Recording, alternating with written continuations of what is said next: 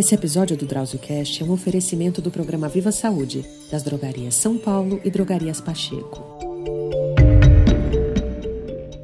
Olá, amigos. No episódio do DrauzioCast de hoje, vamos falar sobre diabetes.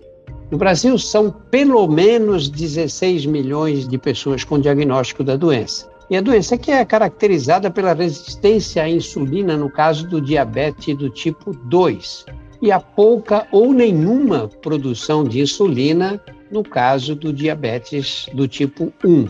A gente fala com frequência sobre diabetes aqui nos nossos canais porque é um assunto que sempre gera um interesse muito grande nas pessoas que estão buscando se informar mais sobre a doença, sobre a prevenção e as formas de tratamento. Por isso, hoje nós vamos responder as perguntas enviadas pelo público. E quem vai se encarregar dessa tarefa é a doutora Luana Casari.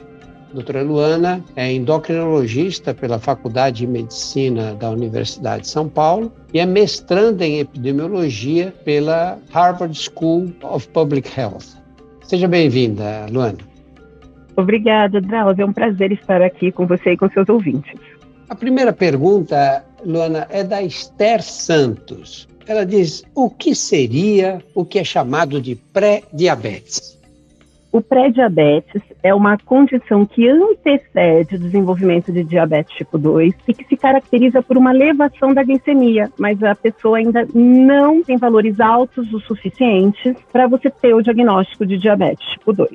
A grande questão nessa fase é que você já está você tem a resistência à insulina, a dificuldade da ação da insulina, e a pessoa começa a ter uma dificuldade de produzir insulina suficiente para normalizar a glicemia. No entanto, a boa notícia é que isso é completamente reversível e, na maioria dos casos, com perda de peso e prática de atividade física. Falar sobre os critérios para você fazer o diagnóstico de diabetes, né? Você disse a glicemia está mais alta. Qual é o valor normal da glicemia que deixa a gente tranquilo? Eu fiz o exame, está tudo em ordem. Glicemias de jejum inferiores a 100, então até 99 são glicemias normais. E glicemias de 100 a 125 são glicemias alteradas, né? Uma glicemia de jejum alterada, mas não é diabetes. Glicemia de jejum maior ou igual a 126 é diagnóstico de diabetes. Além disso, nós temos um exame que hoje a gente tem valorizado mais no diagnóstico do diabetes, que é a hemoglobina glicada. Então, hemoglobina glicada menor que 5,7 é uma hemoglobina glicada normal. 5,7 a 6,4 é um risco aumentado de diabetes, sendo que quando é maior que 6 a gente chama de pré-diabetes, porque é um risco muito alto. Enquanto que maior ou igual a 6,5, diagnóstico de diabetes. E tem a famosa curva glicêmica, que é aquela em que a pessoa toma uma quantidade de glicose determinada, 75 gramas, e nós colhemos as glicemias. 2 horas depois da pessoa receber essa sobrecarga de glicose, o normal é que a glicemia seja inferior a 140. Diabetes seria quando essa glicemia é maior ou igual a 200. E os valores intermediários seria a intolerância à glicose. Acho importante também frisar que muitas vezes a pessoa tem muitos sintomas. Ela está apresentando sintomas de perda de peso, muita sede e faz uma glicemia aleatória em qualquer horário que vem maior que 200. Isso também é diagnóstico. Todos os outros critérios a gente precisa repetir. Esse não, porque a pessoa tem sintoma, né? Então ela está com um quadro clínico típico e com uma glicemia muito alta. Essa pergunta foi feita pela Esther Santos. E agora a pergunta de alguém que se assina noite em inglês, FF. Quais são os sintomas do diabetes? Já comecei a responder um pouquinho na pergunta anterior, né? Então, primeira coisa, geralmente diabetes não dá sintoma algum, tá? Nós estimamos que 10% da população mundial tem diabetes tipo 2 e somente 50% das pessoas têm diagnóstico, tá? Então, a maioria das pessoas não tem sintoma algum e descobre num exame de rotina, que foi pedido justamente como check-up ou, às vezes, por outros motivos, outras queixas, tá?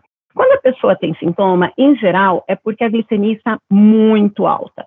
E eles variam, desde muita sede, muita fome, estar urinando muito, coceira pelo corpo, as infecções vaginais, a candidíase, que ocorre muito em mulheres, até mesmo quadros mais graves, como vômitos, em que a pessoa não para de vomitar, dor abdominal forte e confusão mental. O diagnóstico mais frequente é quando a pessoa não tem sintomas, mas nos casos mais graves, esses sintomas podem aparecer. A Mary Santos faz uma pergunta que você já começou a responder também, mas vamos ressaltar assim para deixar mais claro. A Mary pede para você explicar a curva glicêmica e a curva de insulina. Muito interessante. A curva glicêmica, na verdade, é o exame que a gente chama de teste oral de tolerância à glicose. O que a gente mais usa quando a pessoa não está grávida é a de 75 gramas, tá? O que acontece? Nós medimos a glicemia, damos glicose para essa pessoa tomar e durante 2 horas nós podemos colher glicemias, podemos colher insulina para ver a resposta, tanto da glicemia quanto da insulina a esse estímulo, encerrando o teste com 2 horas, que é o valor principal que a gente mais valoriza. A curva glicêmica ela é muito utilizada para diagnóstico de diabetes ou da intolerância à glicose. A curva de insulina, honestamente, fora de ambiente acadêmico, ela não é um exame muito útil. Por quê? Porque você ali vai ver até um pico de insulina importante, mas a gente não tem um valor padrão para o que a gente espera naquele momento, porque depende muito de resistência à insulina, que é individual, do que a pessoa apresenta. Então, o que é mais útil no dia a dia é a curva glicêmica, mas muitos colegas já pedem a curva também de insulina junto. Não é um problema, mas a gente não tem um valor normal.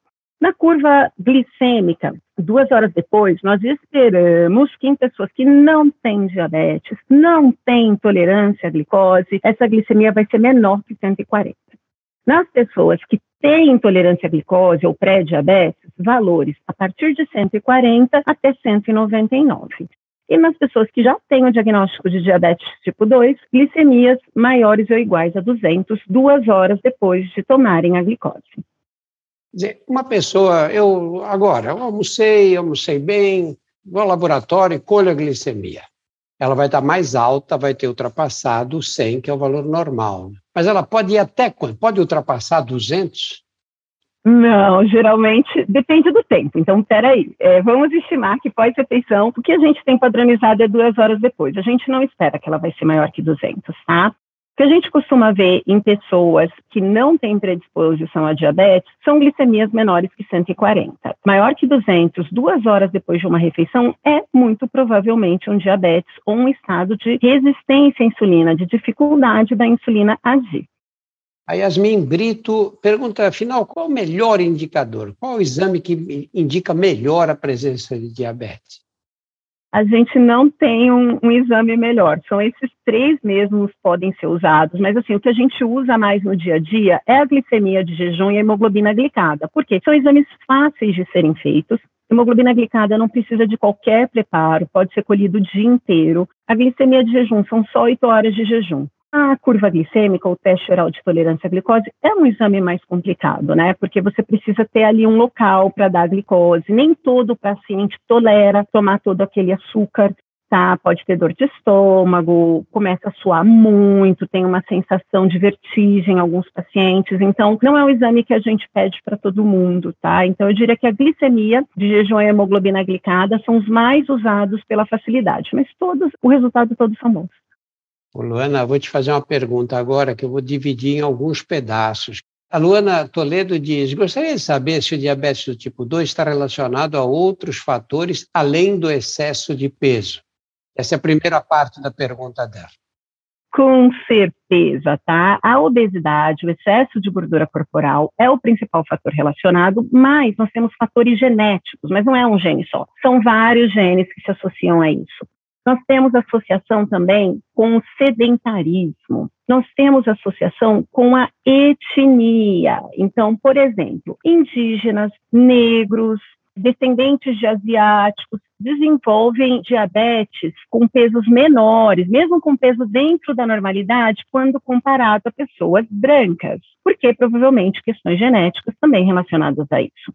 Outra coisa, muitas vezes a pessoa não tem excesso de peso, mas ela tem a famosa barriguinha. Ela tem um peso dentro da normalidade, mas acumula gordura visceral. no abdômen. Esse é o principal preditor do desenvolvimento de diabetes tipo 2. E, além disso, também as escolhas alimentares podem influenciar. Mas ninguém fica com diabetes por comer muito açúcar, tá? Mas alguns alimentos predispõem mais ao desenvolvimento, como dietas ricas em gorduras saturadas e também ingesta de carne vermelha e carne processada, altamente processada. Você sabe que meu pai era filho de uma mulher com diabetes. Minha avó tinha diabetes. E ele comia doce.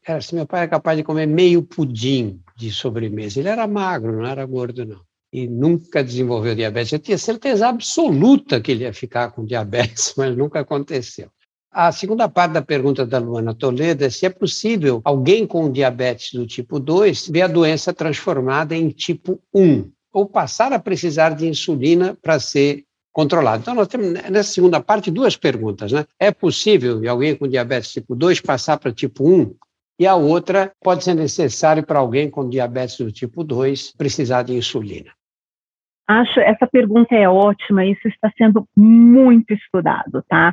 Então, não, diabetes tipo 2 não vira diabetes tipo 1 e nem diabetes tipo 1 vira diabetes tipo 2. O que acontece é que pessoas com diabetes tipo 2, ao longo da vida, podem desenvolver autoimunidade pancreática, ou seja, o corpo reconhece que o pâncreas não seria do próprio corpo, é um inimigo, e começa a combater o pâncreas, e aí essa pessoa não produz mais insulina. E aí ela vai ter o que a gente chama de diabetes duplo, diabetes tipo 2 mais o diabetes tipo 1. Isso pode acontecer, mas não é que uma doença virou a outra, são duas doenças associadas. E o que a gente tem visto muito é aquele paciente com diabetes tipo 1, ele tem ali na infância, a gente se lembrava muito da pessoa com diabetes tipo 1 como aquela pessoa magra, mas os tempos estão mudando, os hábitos de vida, a expectativa de vida das pessoas, e as pessoas com diabetes tipo 1 estão ganhando peso também, assim como as pessoas sem diabetes tipo 2. Então, muitas pessoas com diabetes tipo 1 têm desenvolvido resistência à insulina. A insulina que elas usam não trabalha mais bem por um mecanismo semelhante ao de diabetes tipo 2. E a gente começa a ver complicações que nós não víamos em quem tem diabetes tipo 1. Também se chama diabetes tipo 2. Segunda parte da pergunta. Mas, Luana, alguém que tem diabetes tipo 2 pode precisar de insulina? Sim. Então, a gente sabe que a doença diabetes tipo 2 é, na maioria dos casos, irreversível. Por que eu digo na maioria? Porque hoje a gente tem estudos de cirurgia bariátrica, estudos com dietas muito restritivas e grande peso que mostraram uma remissão. Eu não digo reversão, porque esses estudos são novos, a gente não sabe quanto tempo dura. Agora, o que é muito interessante a gente observar é que, então, na maioria dos casos, ela é uma doença progressiva. Não é só resistência à insulina. O pâncreas também não trabalha mais bem. Por isso que a glicemia altera. Então, a maioria das pessoas com diabetes tipo 2, após 5 a 15 anos, precisam receber insulina. E não é porque virou diabetes tipo 1, é por essa falência mesmo progressiva. Mas hoje nós temos uma classe medicamentosa nova, que são os agonistas de GLP-1, que tem mudado um pouco esse quadro, mas isso é muito recente, ainda não dá para tirar conclusões, mas elas têm conseguido atrasar o início da insulinoterapia, do tratamento com insulina em pessoas com diabetes tipo 2. Por quanto tempo? Precisamos estudar mais para ter essa resposta. Olha, tem uma pergunta agora do Vicente de Paula Loures, que você acha que vai ter que gastar umas 2h30 para responder. Como nós não dispomos desse tempo, você, por favor, tente fazer um sumário rápido. Ele quer saber quais os medicamentos que existem para o diabetes. Ótimo, Drauzio. Dei aula disso semana passada para os meus alunos. Então, vou citar as classes. A metformina, a medicação mais prescrita no mundo, o melhor remédio que existe para diabetes, barata e super disponível no SUS, tá? Nós temos aí a classe das sulfonilureias, que são medicações que estimulam a produção de insulina pelo próprio organismo. Nós temos as glitazonas, medicações que melhoram a ação da insulina, são sensibilizadores. Nós temos as glinidas, que também estimulam a produção de insulina, tá? Nós temos a acarbose, que é uma medicação bem antiga, que ela reduz a absorção de glicose, ela não é muito conhecida e também não é muito usada. E nós temos as medicações mais novas para tratamento de diabetes tipo 2, que são os inibidores de SGLT2, são medicações orais, e os agonistas de GLP-1, que estimulam a produção de insulina pelo próprio organismo, mas só quando a gente come. Além disso, eles atuam no cérebro, melhorando a saciedade, ajudando também a pessoa que tem diabetes a perder peso. No Brasil, a gente só tem essa classe injetável, mas fora do país já tem oral. e a boa e velha insulina, que funciona para quem tem diabetes tipo 2 e para quem tem diabetes tipo 1. Acho que eu resumi rápido. Bem rápido. Bom, enfim, existe um arsenal enorme aí, né, hoje, felizmente. Eu peguei uma época que, quando era residente, a gente, na clínica médica, tratava os casos de diabetes, que a gente tinha 3, 4 medicamentos aí, né? Agora é coisa para especialista, né? O Erivelton Silva pergunta se o diabetes pode causar manchas no corpo, pescoço e até mesmo no braço. Na verdade, o que causa não é bem o diabetes, é a resistência à insulina, tá? A resistência à insulina, a dificuldade da insulina agir, que é o motivo principal que leva ao diabetes tipo 2, causa manchas escuras. Pode causar. Elas se localizam principalmente em regiões de dobra. Então, no pescoço, axilas, atrás dos joelhos, na dobra dos cotovelos, na região da virilha, do abdômen. Então, pode sim, tá? Até quando a gente chega no consultório, eu já recebi paciente que veio porque, eu fui no dermatologista para fazer um tratamento para clarear essa mancha. E a dermato falou que eu precisava passar no endocrinologista. Então, é uma coisa, sim, que acontece muito frequente. A Zeni Almeida quer saber o que o sono tem a ver com diabetes. Tudo está super em voga. Primeira coisa, vem dos estudos que foram realizados com profissionais de saúde, onde se via que as pessoas que faziam o turno noturno, nas enfermeiras que trabalhavam à noite, nós tínhamos uma maior ocorrência de diabetes do que nas enfermeiras que trabalhavam de dia. E eles foram estudar isso. Uma das coisas que se acredita é que tem a relação com a melatonina, um hormônio produzido à noite, indutor do sono, tá? A melatonina está muito associada com a melhora da ação da insulina no tecido adiposo, no nosso tecido gorduroso. A outra coisa também é o cortisol. De madrugada, o que é natural? É a gente não produzir cortisol. A gente está dormindo e a gente tem ali uma redução da produção e ela vai aumentando aos pouquinhos até a gente acordar, tá? Mas quando eu não durmo bem, eu fico numa situação de estresse, eu tenho aumento de cortisol. E aí o cortisol vai levar a uma resistência à insulina, uma dificuldade da minha insulina trabalhar e predispor ao diabetes. Então tem uma grande relação, não é completamente entendida, mas está sendo muito estudada, inclusive aqui pela USP. A USP aqui tem desenvolvido estudos na área do ritmo circadiano, né? Essa questão de dormir, acordar e a relação hormonal com isso. A Rita Nogueira diz assim, recentemente eu assisti o documentário What Health, o que é saúde, né? E ele fala sobre a relação entre o diabetes e a nossa alimentação, principalmente com o consumo de carne animal. Você podia falar sobre esse tema? Ela pergunta. Acho muito legal essa pergunta, tá? A gente já sabe de algum tempo que parece haver um aumento dos casos de diabetes tipo 2 em pessoas que ingerem mais carne vermelha, especialmente aquela carne altamente processada, né? A carne defumada, os embutidos, quando comparado a pessoas que não ingerem carne vermelha ou ingerem muito pouco. Então, foram realizados estudos com animais para tentar entender por que isso aconteceria. E uma das substâncias que se relacionam com isso é o metilglioxal, é até um pouquinho difícil de falar. Metilglioxal, ele é uma substância que é produzida nesse processo de cozimento da carne em altas temperaturas, deixar assim tostadinha, sabe, do churrasco, ou defumar a carne também. E ele atua piorando a sensibilidade à insulina, então a insulina não age direito, além do que ele prejudica a secreção pancreática de insulina, tudo isso em animais. Em humanos é um pouquinho mais difícil a gente observar isso. Por quê? Porque a gente não come isso separado. A gente come a carne, que é um alimento, uma matriz que a gente chama. Não tem só metilglioxal, tem outras coisas ali. Então, existe sim essa associação, tá? Ela não é a associação mais importante, mas existe. Então, a gente vê nesses estudos de população que as pessoas que ingerem altas quantidades de carne têm o maior risco de desenvolver diabetes tipo 2 do que as pessoas que ingerem menos carne. Mas a gente não consegue falar que é definitivo que carne vermelha causa diabetes tipo 2. Mas eu acho que vale a pena ficar atento à nossa ingesta, porque a carne processada, né, a defumada, ela já é relacionada ao aumento de câncer. Então, a gente já tem aí bons motivos para evitar comer muito esse tipo de alimento, né? O Cícero Durães pergunta se a atividade física pode reduzir os níveis de glicose e normalizar a insulina natural do corpo. Então, vamos lá, né?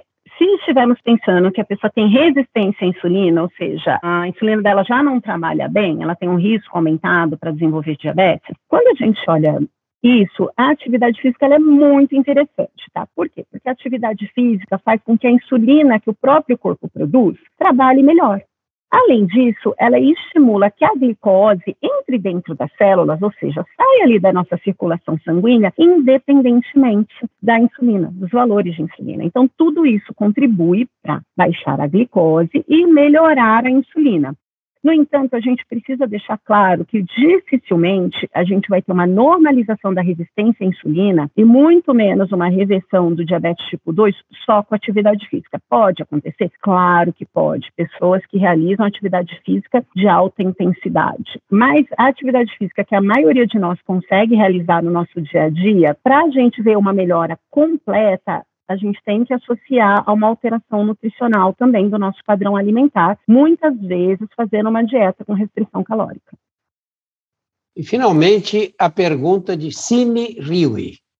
Há esperança de algum dia termos cura para o diabetes tipo 1? Gente, essa pergunta foi providencial, porque ontem nós tivemos a publicação, né, na grande mídia do caso da pessoa, do homem americano de 64 anos, que recebeu um transplante, né, e ele teve uma reversão do diabetes tipo 1. Então, a doença diabetes tipo 1 não é uma doença completamente elucidada, tá? A gente sabe que tem um mecanismo, 95% das vezes, de autoimunidade, o sistema imunológico ataca o pâncreas, tá? O Brasil, pela USP Ribeirão, foi pioneiro nos estudos, trabalhando com transplante de células-tronco, levando e tentando fazer uma imunossupressão e ajudando pessoas com diabetes tipo 1 de diagnóstico recente a ficarem até por mais de uma década sem diabetes. Mas, eventualmente, os pacientes acabam progredindo. Por quê? Porque não é só a gente transplantar, a questão é a autoimunidade. Então, essa publicação de ontem, a gente achou um pouquinho precoce, os especialistas, porque só tem 3 meses, né? O estudo é um estudo que vai durar 5 anos, e só foi um paciente. Mas isso mostra que há luz no fim do túnel, sim. Além disso, nós temos o teplizumab, tá? Que é uma medicação que está em teste, e que ela foi capaz de, naquelas pessoas com alto risco para desenvolver diabetes tipo 1, evitar a progressão da doença ou retardar. Também em pessoas que já tinham diabetes tipo 1 com diagnóstico recente, ela fez com que demorasse mais a alteração da glicemia, né? A perda daquele período da lua de mel. Acho que tem muita coisa aí, eles estão estudando agora esse caso que foi super comentado ontem, esse paciente está tomando medicamentos imunossupressores, porque não adianta eu fazer um transplante, eu pôr célula-tronco ali que virou ilhota, né, que está produzindo insulina, mas o meu corpo vai lá e destrói aquilo, porque meu corpo interpreta como um inimigo. A grande questão é a gente mexer nesse sistema imunológico, mas eu acho que há esperança, muita coisa sendo estudado. Eu só não diria que é uma coisa que vai acontecer agora, tão rápido como essa notícia que saiu ontem, mas essa pergunta foi excelente, porque tem muita gente com essa dúvida, e é uma coisa que eu tenho ouvido muito no consultório depois desse caso que saiu ontem. Ô, Luana, e para nós terminarmos, uma pergunta do Drauzio Varela.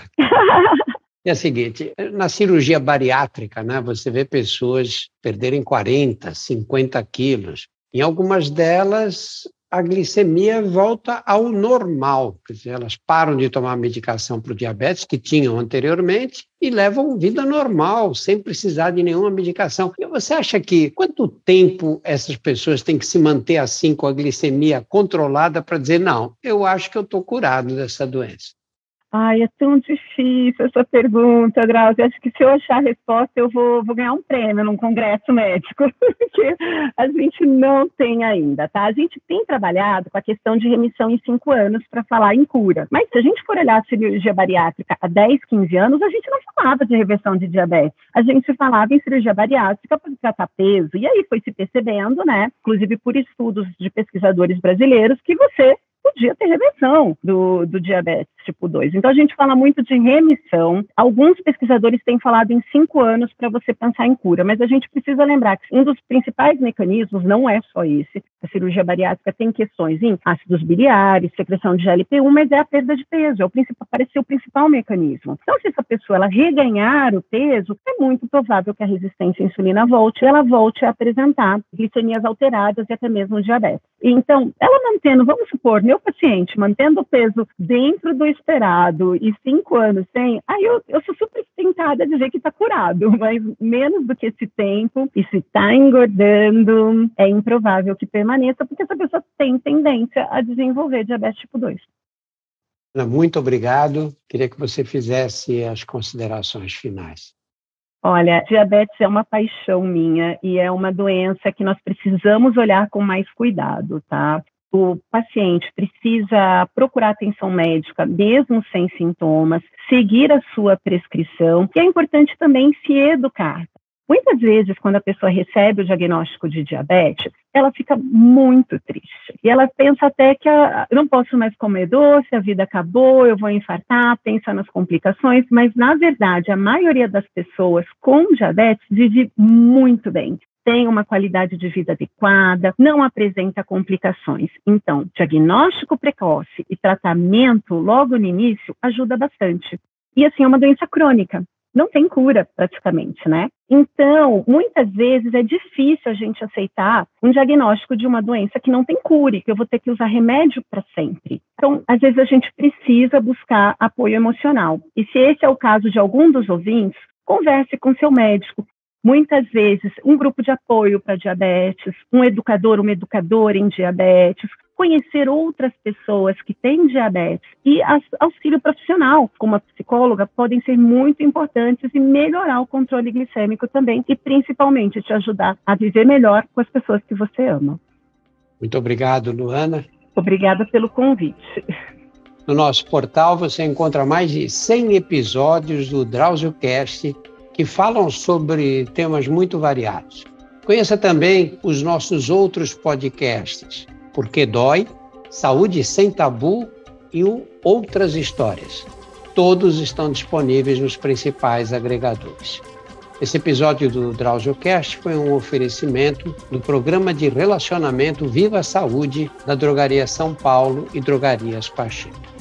Muito obrigado, um abraço a você, Luana, e a todos que nos acompanham.